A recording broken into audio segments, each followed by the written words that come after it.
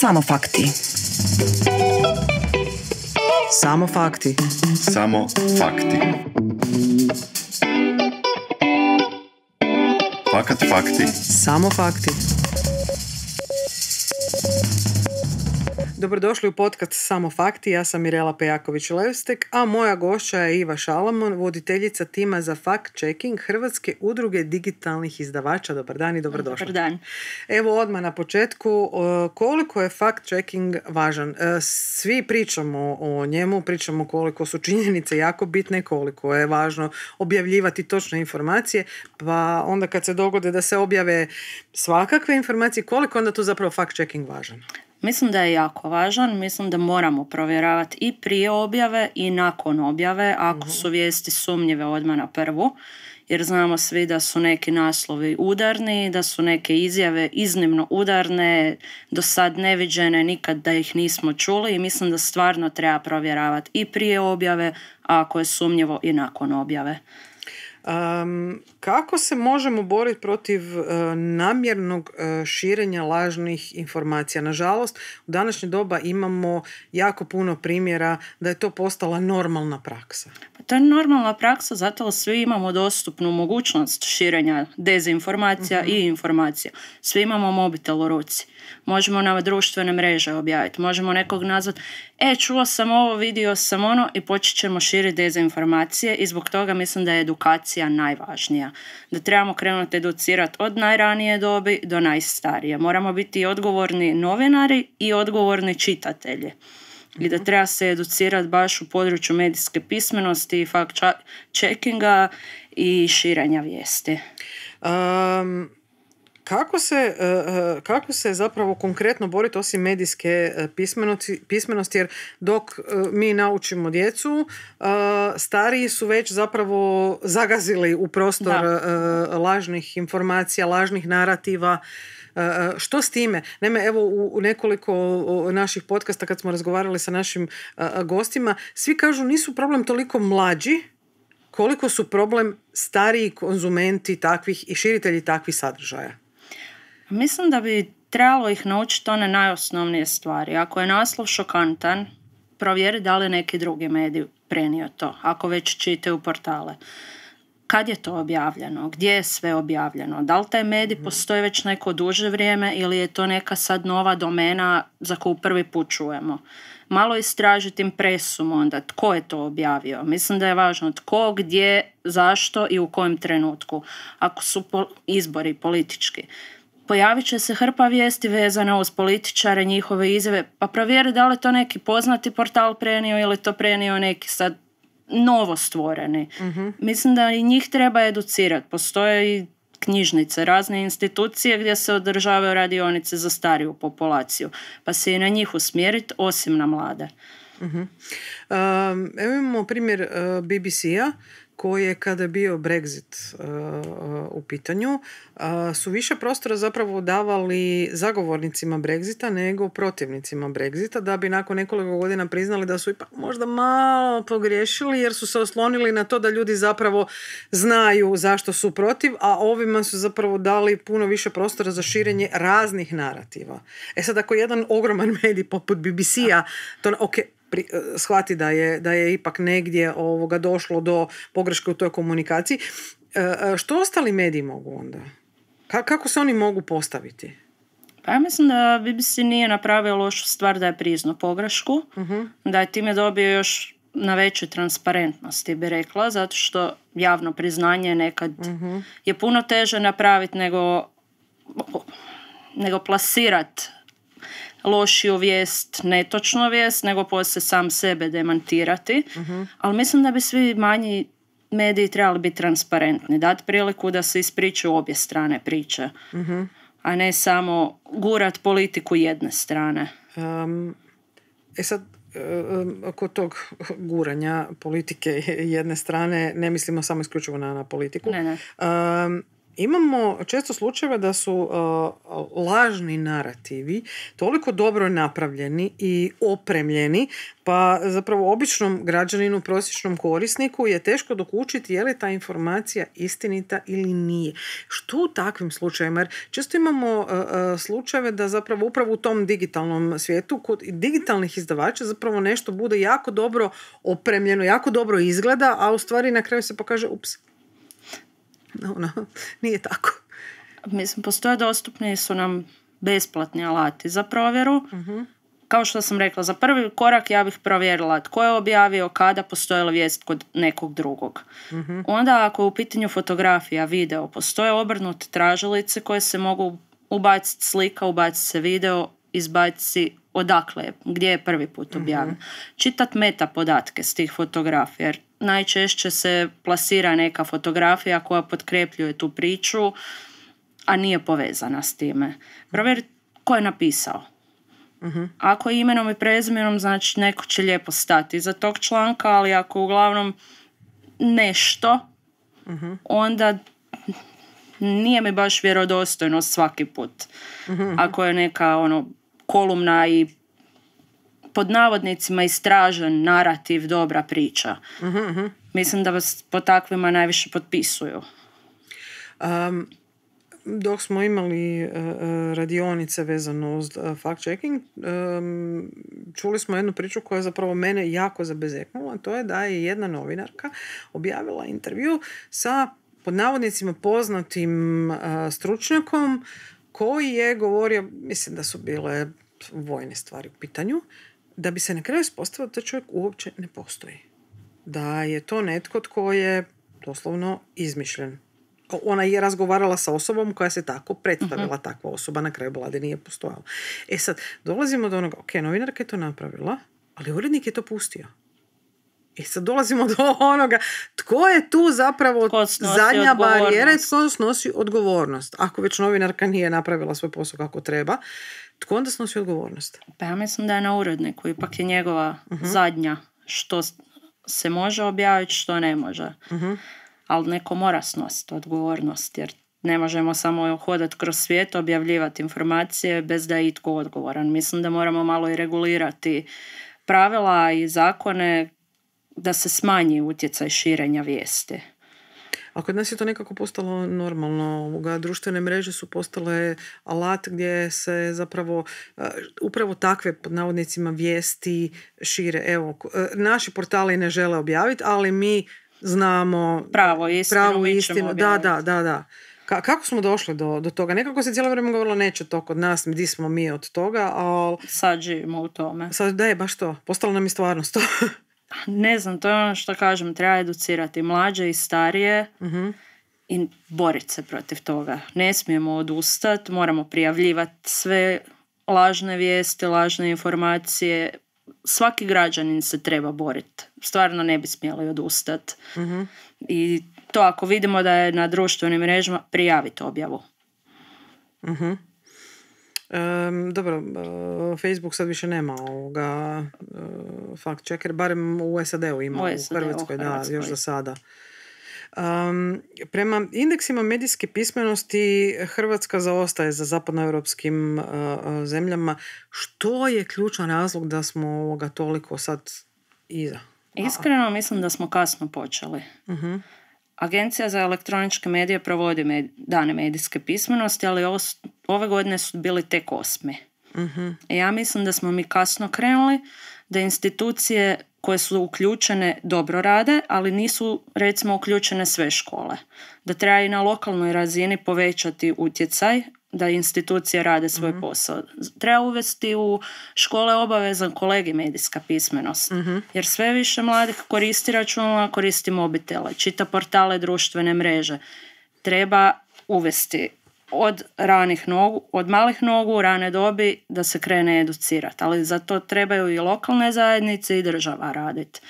Recimo, mi smo unutar udruge sad u suradnji sa Feritom i Vernom proveli istraživanje gdje je 85% ispitanika reklo da treba uvesti edukaciju o fact-checkingu na fakultete. Što je mene jako zainteresiralo, jer to su Ferit i Vern. Znači, Vern ima u mediji odnosno smjer medijski, Ferit koji se bavi tehnologijom, istog je mišljenja ko studenti Verna da treba uvesti medijsku edukaciju, medijsku pismenost i fact-checking na fakultete. Tako da mislim stvarno da trebamo pojačati i zbog toga da nam je trenutno malo slabiji indeks jer smo kasnije krenuli. U školama postoji nešto što se zove mediji unutar predmeta hrvatski jezik i književnost, ali nekako to nije dovoljno. Općenito se samo priča o medijima koji postoje, eventualno se naprave neki plakati ili neki radovi, ali tu priča počinje i završava. Ja mislim da taj dio hrvatskog jezika se često izostavlja, ali moramo odraditi po planu i programu ono što će biti u testovima, a ovo neće pa ćemo to odraditi nekad kasnije ili nikad. I mislim da treba zato izdvojiti taj dio kao zaseban kolegij. To je kombinacija informatike i hrvatskog jezika i treba jedna lijepa kombinacija i suradnja biti, jer mediji su i filmovi i glazba različito, ali mediji su i novine, portali. Mislim da zaslužuju zasebno mjesto u našem kurikulumu jer stvarno sad se sve više toga i održava online i dostupnije i sve više se koristimo medijima raznim. Neki tvrde da treba krenuti od vrtića već. A mislim da bi... Da, jer većinu djece vidimo ovako. Gledamo crtić. Da. Što sa srednjoškolcima? Oni su već zapravo poprilično formirani, znaju koje sadržaje žele ili ne žele, to su ono sadržaje od 20 sekundi. Kako doprijeti do njih? Ubaciti se u sadržaj od 20 sekundi. Napraviti kampanje atraktivne, kratke, plasirati im neki veliki naslov i odmah iza toga ovo laž. Razmisli, stani, pročitaj ponovno, pogledaj. Trebamo i napadati s te strane. Studenti ste rekli da bi rado da postoji kolegij.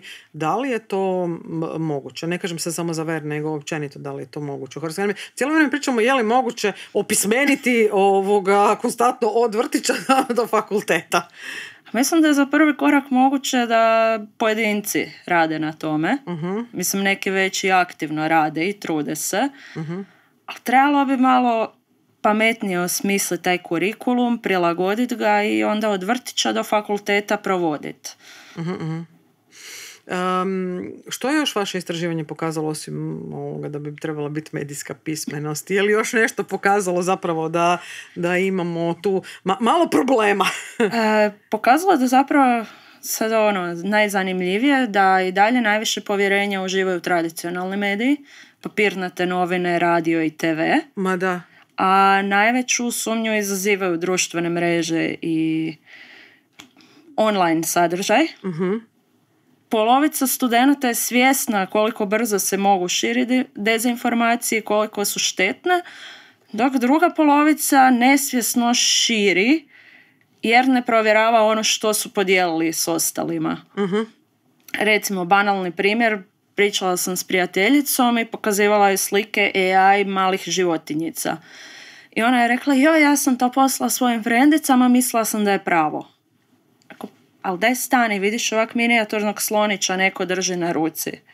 Koliko to može biti stvarno? Stani, razmisli. Tako da s tim vidimo koliko nesvjesno se i šire dezinformacije. Jer je slatko. Slatko je. Da. Ali zanimljivo da studenti vjeruju tradicionalnim medijima. To je zapravo i dobra vijest.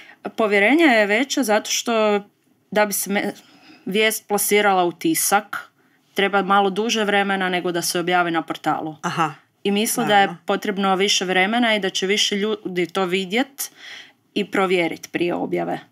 Radio uvijek isto, vijesti su dobre, kratke, sažete. Nije bilo do sad nekih slučajeva velikih lažnih vijesti na radiju. Isto i dnevnici kad se pripremaju na televiziji potrebno je više vremena i zbog toga dolazi do veće razine povjerenja. Da, televizija i tiskani mediji su ipak malo spori, radio je ipak brži. Na radiju mogu informacije brže doći. Prema nekim istraživanjima Europskoj uniji radio je negdje pri vrhu što se tiče povjerenja ovoga zapravo građana Europske unije, što je sjajna vijest, jer to opet nije digitalni dio. Super je da postoji digitalni, ali da postoji i alternativa. Sad smo došli od toga da su tradicionalni mediji alternativa. Da. Dobro, kad su u pitanju dakle, ovi mediji koje ste pobrojali, gdje su tu portali? Portali su zlatna sredina. Aha, dobro. Jer vjerujem se, ali im se i ne vjeruje istovremeno. Oni su zlatna sredina. Znači, gore imamo tradicionalne medije, portale i društvene mreže. Aha, društvene mreže su na dnu. Ok, znači portali su ipak tu negdje, malo... Balans između tradicionalnih i društvenih mreža. Je li možda bilo u istraživanju čemu ne vjeruju? Što ih smeta možda ovo? Najviše ne vjeruju influencerima. Mada. Gledaju ih, prate ih, ali im ne vjeruju. Zato jer su svjesni da ih je pola plaćeno. Aha. I da je to reklama. Ali nije naznačeno da je reklama i njima ne vjeruju. To je sjajna vijest. Sjajna ok, oni su već formirani, utječu oni na ove mlađe koji nisu, ali to je sjajna vijest. Da. To je baš sjajna vijest. Evo, mene to baš sad iznenadilo. Jako lijepo je to čuti zapravo da... Uskoro ćemo objaviti istraživanje, tako da će biti zanimljivih informacija, ali ovo je stvarno meni isto bilo sjajno. Ne vjerujemo influencerima. Da, to je bilo jedno dugo vremena pitanje koliko influenceri mogu zapravo daleko ići sa svojim utjecajem i koliko to daleko ide, u kojem trenutku će to zapravo ne stati, nego zapravo se malo ispuhati. Pa mislim da je i tržište prezasićeno njima. Otvorimo bilo koju društvenu mrežu, sam izliječu s nekim proizvodima, preporukama, bili smo ovdje, vidjeli smo malo ih je previše. A u početku kad su krenuli bilo je 1, 2, 3 i vjerovalo im se. Sad ih ima 100, 200, svi reklamiraju istu stvar. A što je sa onima koji se upliču u ozbiljnije sadržaje, ti influenceri, što s njima? Mislim da je to jedan jako veliki problem. Aha. Zato koliko god im se ne vjeruje, oni imaju dalje veliki utjecaj. Nekome će podsvjesno ostati neka informacija u glavi, proširit će je dalje. I širit ćemo i dezinformacije ako ih oni slučajno prošire. Njihovo mišljenje, utjecaj utječu ipak na mlađu publiku. Na djecu oni će pomoći će u formiranju njihovog mišljenja. Ako, neko dijete prati influencera, sviđa mu se, recimo da igra neke igrice i sviđa mu se ta igrica i sad se počne baviti ozbiljnim temama, a to dijete će se ugledati u njega. Formirat će svoje mišljenje o bitnijim stvarima na temelju mišljenja tog influencera. Koliko je dobra ideja, recimo, što je Australija napravila, zabranila društvene mreže za mlađe od 16, čini mi se? Ja mislim da ih ne treba u potpunosti zabraniti, ali da ih treba ograničiti. Vidim da je Europska unija, o tome se sad debelo raspravlja, da li bi u Europskoj uniji to trebalo biti. Nije li to posao zapravo roditelja da ne dozvoli djetetu da zapravo... To, roditelj treba odgajati dijete. Nama nisu ništa branili ko mlađima, ali su nas odgajali. Imali smo pristup internetu, ali znalo se kad se smije i što se smije gledati. Dobro, ali danas u poplavi TikToka, Facebook je za stare. To je za starije, ali tu je TikTok, Snapchat, Instagram. Sad i to je već za starije. Instagram je više za onaj ženski dio gdje je tu su pod navodnicima lijepe stvari. Kako zapravo objasniti i ograničiti, a kad roditelji sami su zapravo konzumenti takvih sadržaja i puštaju u poplavu takvih sadržaja? Dobro pitanje. Jer, nisu niti roditelji stari, to su zapravo relativno mladi ljudi koji bi trebali znati razliku između istine, laži, influencera i guranja lažnih narativa. Mislim, oni su isto odrasli uz mobitele i mislim da svi pružamo loš primjer djeci. Sjedimo u tramvaju, gledamo te mobitele. Što gledaš? Ne znam, neke TikTok videe. Ni mi ne filtriramo ono što mi gledamo, I onda mislim da dolazi do ne bi rekla zapravo zanemarivanja, ali ne filtriraju ni ono što djeca uvijek gledaju. Sad mislim da trebamo opet od sebe krenuti, sebe educirati iz početka i onda educirati mlađe i starije naraštaje. Da bi se znalo zapravo što je pravi sadržaj, što je laž ili lažni narativ ili krive informacije. Da. To je užasno veliki posao. Koje konkretne korake ili inicijative bi vi istaknuli kao pozitivne pomake u Hrvatskoj kada je u pitanju medijska pismenost? Evo, istaknula bi ove dane medijske pismenosti Agencije za elektroničke medije. Pohvalila bi svakog nastavnika i obrazovnu instituciju koja se uključila u to, koja to provodi.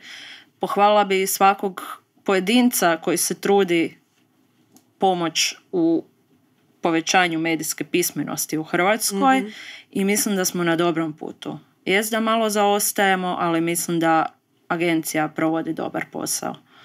I ovaj naš projekt, između ostalog.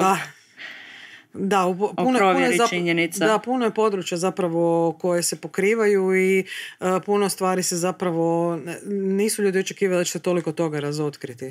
Ne. Mislim da je sve iznenadilo da je većina očekivala bit će neke političke i dnevne vijesti, a zapravo toliko tematskih područja, hrana, turizam, tehnologija, klimatske promjene, sve one grane o kojima nismo ni razmišljali da postoje lažne vijesti. Zato što se samo konzumira. Da. Jasno mi je. Slušajte podcast Samo fakti. Samo fakti. Samo fakti. Koliko je važno da građani, ali ne mislim se samo novinari, nego da građani budu digitalno i medijski pismeni, ali primarno digitalno, jer kažem, evo, svi smo s mobitelima, laptopima, tabletima, stalno su nam u ruci. Koliko je važno zapravo da budemo digitalno pismeni? To je nešto što se uporno zaboravlja. Ma znamo, stisnem, kliknem, toga, ali nije baš tako. Ne, iznimno je važno. Sve se seli na digitalno. Mislim, banalna stvar, imali smo onaj token u banci za pristup online računu preko kompjutera. Imate aplikaciju sad. Sve je na mobitelu. Sve firme, sve ono nužno za život sele svoje poslovanje na digitalno, na online. Treba se naučiti koristiti uređajima, treba prepoznati što je dobro, što je loše i treba učiti građane. I lažne informacije, ali i lažne aplikacije, mailovi lažni. Mislim da stvarno trebamo raditi na tome da smo svi medijski pismeni, i mladi i stari. Možemo li ojačati otpornost društva na dezinformacije? To mislim generalno na sve sada. Možemo li na neki način? Jer imamo osjećaj kao da imamo poplavu dezinformacija, nažalost, od tradicionalnih medija koji se isprave, portala koji se opet isprave ili vijest jednostavno nestane, do društvenih mreža gdje to ne nestaje nego ostaje. Tamo se vječno pamti. Da. Sad ću opet sama sebi biti dosadna. Edukacija. Stvarno, edukacija je potrebna više od svega. I trebamo iskakati iz paštete sa svih strana. Provjeravajte vijesti, provjeravajte izvore. Razmišljajte kritički. To je razmišljanje kritički. Ako se kaže, recimo, ok, ova vijest je lažna, njezini podupiratelji će reći, ali to nije istina, vi ne razmišljate kritički. Dakle, stalno se govori ima više strana. Pa nije baš da ima više strana, ima dvije. Su. Da, točno, netočno. Kako razriješiti tu nedoumicu da ljudima postane jasno, ovo je doista bilo lažna vijest, pročitao sam krivo, ne znam, razina mora je opala za pola metra, a opala je, ne znam, za 5 centimetara. Čitat na više strana. Ako je to bila udarna vijest koja naslovom mami vrišti, rekordan pad razine mora, nikad viđeno, nećete vjerovati, samo u Hrvatskoj danas, otvorite, dajte još 2-3 portala. di se mjeri razina mora? Državni hidrometeorološki zavod. Razina mora. Ali oni lažu. Oni su državni, oni lažu. Recimo, to je argument. To je recimo jedan od argumenta koje često čujem. Lažu. Onda ćemo naći još 5 portala usporediti vijesti. Dobro, oni su svi u službi države. Spomenuli smo umjetnu inteligenciju. Kako vidite utjecaj zapravo razvoja umjetne inteligencije na širenje dezinformacije? Koliko je to stvarna prijetnja? Europska unija, koliko smo čuli, ima alate i koji označavaju tekstove koje je pisala recimo umjetna inteligencija, ali toga je previše da bi zapravo neko sjedio i konstantno samo čitao sve okolo naokolo što je objavljeno. Mislim da jako pomaže pri širanju lažnih informacija, kreiranjem i fotografija i pisanjem članaka, ali mislim da je treba iskoristiti u drugom smjeru i koristiti je za suzbijanje dezinformacija. Jer nije problem umjetna inteligencija, problem je neetičko korištenje umjetne inteligencije. Kako je koristiti za suzbijanje? Evo, na Feretu se razvija super program.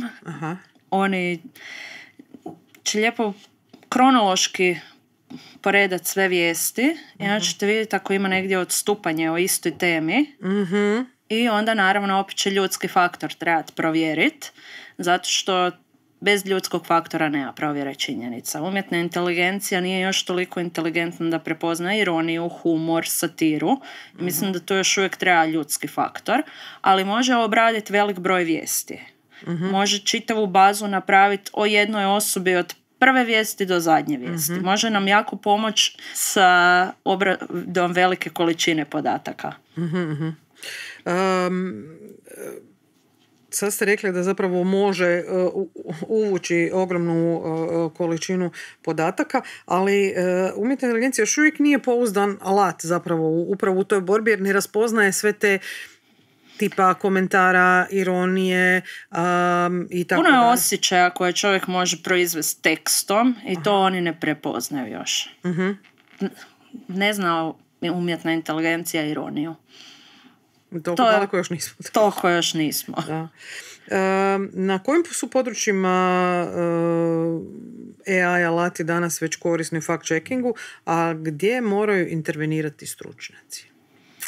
Evo, mislim da stručnjaci moraju baš u ovim emocionalnim dijelovima intervenirati, upravo zbog očitanja humora, ironije, satire. Ali ovo mislim da stvarno je izvrsno za obradu velike količine podataka, da u tom dijelu nam može pomoći. I to prepoznavanje čestih obrazaca koje može već flagirati kao lažnu vijest ili informaciju. Kada bi recimo neko od digitalnih izdavača odlučio jedan dan koristiti umjetnu inteligenciju za sve svoje članke, kako bi to izgledalo? Mislim da bi to bio kaos. Zato što bi ta umjetna inteligencija povukla sve moguće informacije o toj temi. Mislim, ne znam, jeste vi kad isprobali... Jesam. Ja sam zamolila da istraži tko sam ja. To je povuklo apsolutno sve informacije, i istinite i neistinite, i upakiralo samo da dobije na broju riječi, da to lijepo bude upakirano, ali sadržajno 0 bodova. I onda mislim da bi vijesti mogle biti svakojake. Da bi bilo svega. Svega bi bilo. Recimo da jedan dan doslovno nema ljudskog faktora, nego sve radi umjetna inteligencija i taj dan recimo jedan portal objavljuje sve sam, što u intervalima u kojima ne je, recimo vidi se da neki članak čitam pa ga ne diramo sa naslovnice, nego umjetna inteligencija sve radi. Bojim se takvog dana. Mislim da bi bilo dosta dezinformacija. Neki kažu da je to budućnost, da novinari više nisu potrebni onda. A mislim da nije. Ja se ne bi složila. Ispričavam se, novinar će uvijek, ako radi intervju, se sjetiti nečeg, pitat nešto osobnije, odvući razgovor u drugom smjeru ako krene neko potpitanje. Umjetna inteligencija ima obrazac. Nema potpitanja na odgovor. Mislim da je ovo ipak osobniji posao novinara nego inteligencije, odnosno umjetne. Da. Koliko je važno, sad se vraćamo nazad opet na čovjeka, koliko je važno provjeriti informacije prije objave i što učiniti kada se objave netočne informacije ili iskrivljene činjenice? Jesi to zna isto često koristiti kao formulacije iskrivljene činjenice? Mislim da je važno provjeravati prije objave, ali često u današnje vrijeme imamo te udarne vijesti, brze vijesti, sve se brzo događa. Mislim da bi se mogle, ako se ne stigne provjeriti, objaviti informacija uz naznaku da još uvijek traje provjera informacije, da je u tijeku provjera. Ako je kriva informacija objavljena, da demantiraju, da to uopće nije sramotno, nego doprinosi još većem povjerenju, zato što su usudili se javno priznat da su učinili pogrešku. Ali današnje redakcije su zapravo dosta male i nema velikog broja zaposlenika koji bi mogao se baviti samo fact-checkingom. I to je spor proces, prošli smo ga vjerojatno i vi i mi, i to traje. I traje i jako dugo bi se onda čekalo na nove vijesti. Koliko je tu zapravo važan čovjek? Dakle, dobije se određena informacija koju treba provjeriti, koju treba objaviti. Relativno brzo se to napravi, dakle na portalima tu nema predugog čekanja. Dakle, ta informacija se objavi, pokaže se krivom, informacija se makne, ali ona dobije svoj drugi život na društvenim mrežama. Sad, koliko zapravo tu ljudi mogu shvatiti koju kontrolu nad njihovim životima, odnosno usisavanje svih tih informacija imaju zapravo društvene mreže? Mislim da nisu tu zapravo ne toliko društvene mreže krive koliko sami ljudi, jer ne razmišljamo o posljedicama. Mi ćemo to objaviti, činilo se simpatično, činilo se zanimljivo, želim da to svi moji prijatelji vide, ali ne razmišljamo o posljedicama koje to može donijeti. To može biti neka opća panika. Ako ja prenesem netočnu informaciju, stiže potres. Da. Znamo svi da se ne može predvidjeti, ali ja sam negdje pročitala, stiže potres i sad objavim u Zagrebu 2. srpnja u 17 sati stiže potres. Ja ću napraviti možda i opću paniku među svim svojim prijateljima, zato nitko nije razmišljao, stani, pa ne možemo ga predvidjeti. Idem se malo informirati o tome. Zato mislim da nisu ni mreže toliko krive koliko sami ljudi. Koliko je važna transparentnost izvora? Bez obzira o kojem se radilo? Jako važno. Mislim da je to jedna od najvažnijih stvari prilikom objave i čitanja članaka. Treba znati odakle je došlo, tko stoji iza toga. Što kada je riječ recimo o ljudima poput znanstvenika, političara koji zastupaju drugačije poglede i šire drugačiju istinu, njihovu istinu, ajmo tako reći, da budem pristojna. Što u tom slučaju? Jer ljudi, pa čekaj, ali on je znanstvenik, pa čekaj, on je, ne znam, političar, pa znaš što govori? Sam ja malo zatečena. Što u tom slučaju? Zato što i nažalost imamo tih primjera, pogotovo u političkom diskursu. Ne kažem samo za Hrvatsku, imamo to na području Europe, imamo to na području SAD-a, gdje se zapravo plasiraju informacije koje političari mrtvohladno tvrde da su točne, a zapravo nisu. Pokaže se na kraju vlade da nisu. Što u takvim slučajima? Kako ljudima objasniti? Čekajte, ajde malo razmislite, ajde provjerite. Pogotovo to pitam zato što recimo, evo sad imamo primjer SAD-a gdje je cijela situacija tako kakva je da zapravo influenceri i političari koji su, ne znam, do jučer bili sami novinari ili komentatori na određenim televizijama su postali ministri obrane, ministri domovinske sigurnosti i tako dalje. I nastavljaju dalje sa istim narativima koji nisu točni. Na kraju se pokaže da nisu, sami sebe demantiraju. Što u tom slučaju? Mislim, to je onako poprilični to je velik problem. Da. Jer vidimo to u SAD-u je to nažalost eklatantno sada. Kažem, nije ni Europa daleko od toga. Ali kod njih je baš istaknuto sada. Trenutno. Evo, ne znam. Znači, to je toliko daleko otišlo da stvarno ne znam više na koje načine i kako bi dokazala ljudima nešto što nije točno. Jer vjerujem da ako neki medij napravi provjeru i sve na vrijeme, da neće dobiti takvo povjerenje koliko je povjerenje u tu, recimo, političku osobu. Da oni uživaju jako veliko povjerenje određenih skupina i te skupine će i dalje vjerovati političaru, iako postoji 17 demanata tih vijesti. Mislim da nema pomoći zapravo u takvim situacijama. Da, pa evo imali smo relativno nedavno primjer u SAD-u gdje je, evo, jedan video izašao gdje je žena tvrdila da je Biden kriv za poreze koje ima srednja klasa jer ona ne može živjeti. I onda čovjek kaže, ali samo malo, to je zakon niz, mislim da je rekao 2017. koji je donio tadašnji predsjednik Trump. Ne, nije istina, to je napravio Biden. On je to provodio, ali nije donio je Trump. Ne, nije. Dakle, sama činjenica gdje čovjek pokušava objasniti, ali ona se ne da. Ona i dalje tvrdi da je problematično. Koliko god postojalo točnih činjenica koje demantiraju to, da će i dalje određene skupine vjerovati onome što je njihova istina i vjeruju samo tome. Da, digitalno pomaže samo da se to raširi poput požara. Da. Plasiranje lažnih informacija i manipuliranje činjenicama su danas jedno od najsnažnijih oružja. Doslovno oružja. Da. Zašto? Zato je to oružje bez ispaljenog metka. Mi nesvjesno to radimo. Većina nesvjesno širi dezinformacije i lažne činjenice, ne razmišljajući o tome. Da sad imaju, ne znam, pravo oružje u ruci, razmisli želim li ispucati taj metak. Ali ovo je potpuno nesvjesno. Ma to je benigno. Neće to nikakav utjecaj napraviti. Ali evo, zaključak, utjecat će. Proširit će se društvenim mrežama. Zašto je ljudska procjena i dalje nezamjenjiva u procesu provjere činjenica? I dalje se moramo osloniti zapravo na ljudski faktor, iako se kaže da ljudski faktor najviše griješi. Ako griješi, taj radi. Da. Znači da i najviše radimo kao ljudi, najviše ćemo uložiti svega, zato ali dalje imamo taj osjećaj za pravdu i nepravdu, želimo ispraviti nepravdu, želimo plasirati točne informacije.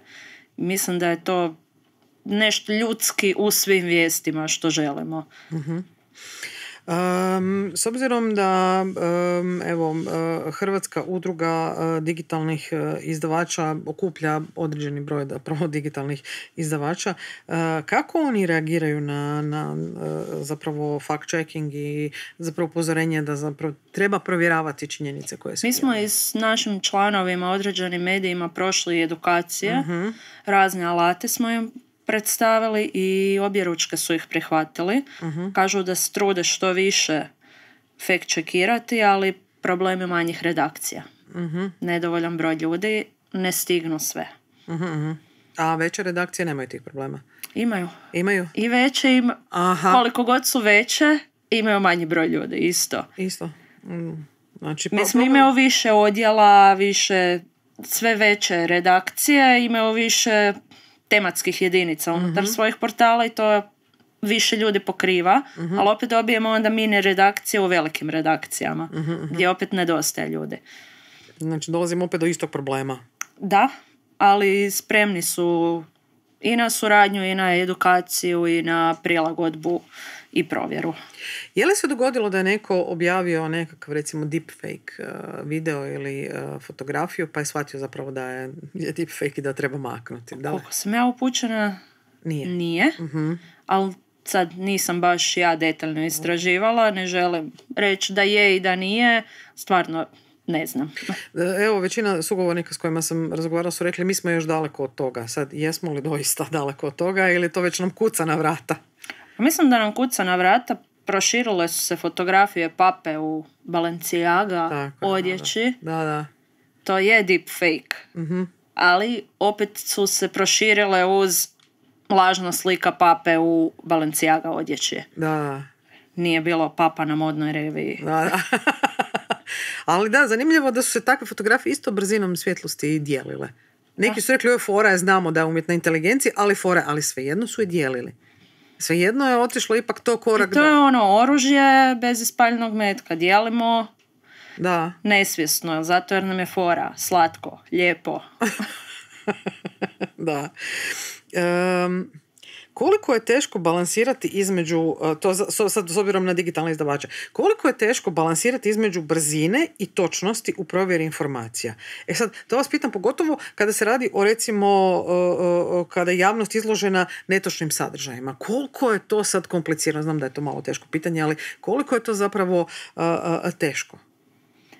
Mislim da je jako teško održati balans, zato jer svi smo mi već navikli konzumirati vijesti brzo. I mi očekujemo, ako prođe neka sirena po gradu, da već na nekom portalu piše što je to, gdje je to bilo. Mi želimo brzo informacije, mediji nam žele onda dati te informacije brzo. Ali ne uspijeva se uvijek provjeriti prije davanja informacije. I mislim da bi tu trebali staviti onaj disclaimer, provjera informacija još uvijek je u tijeku. I time se ograditi ako dođe do promjene, i ako dođe do promjene u točnosti informacije, napisati da je došlo javno, a ne samo zamijeniti ništa se nije dogodilo. Da, ali to se često radi zapravo, samo se uredi se članak. Da, uredi se članak i onda je problem riješen. Dobro. Vidite li budućnost fact-checkinga u potpunoj automatizaciji ili će ljudski uvid uvijek imati tu presudnu ulogu? Uvijek. Znači ništa bez ljudi. Ništa bez ljudi, bez te emocije, prepoznavanja emocije i bez tog faktora ljudskog želim da je nešto bolje. S obzirom na činjenicu koju imamo da su redakcije male, da je umjetna inteligencija alat koji se sve više koristi i činjenica zapravo da, nažalost, neki povlače svoje sadržaje sa društvenih mreža, koliko nam ta budućnost zapravo sada nosi to pitanje neprovjerenosti, nego kupimo sve sa raznih izvora bez da smo te izvore zapravo provjerili, ili ima plavu kvačicu, to je sve provjereno. A nije da se plava kvačica kuput. Da. Može. Da, upravo to. Bitna je transparentnost izvora. Ako je povučeno s nekih XY napisati, povukli smo to sa XY stranice. Ali razraditi, istražiti temu, obraditi je. Provjeriti. Sad kad ste spomenuli to istražiti i obraditi, s obzirom na današnju brzinu i objave, koliko bi zapravo digitalni izdavači trebali baš paziti na to, na obradu, na istraživanje, da zapravo ta vijest ili priča bude ono što se kaže s glavom i repom?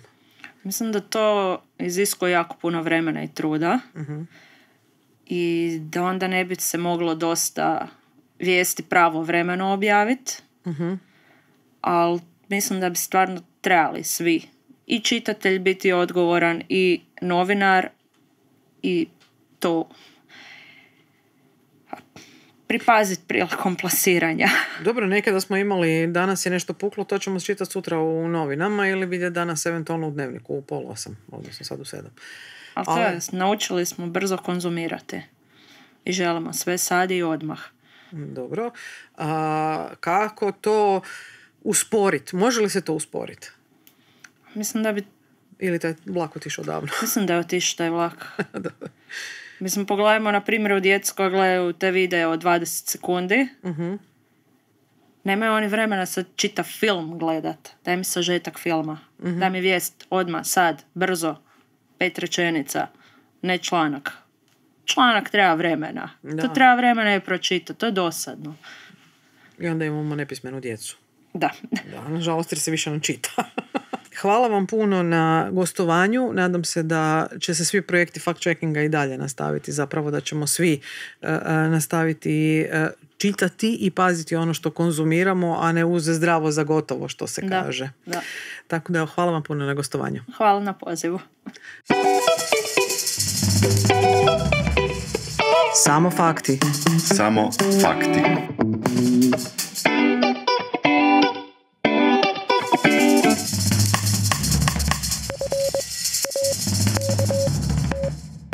Fakat fakti.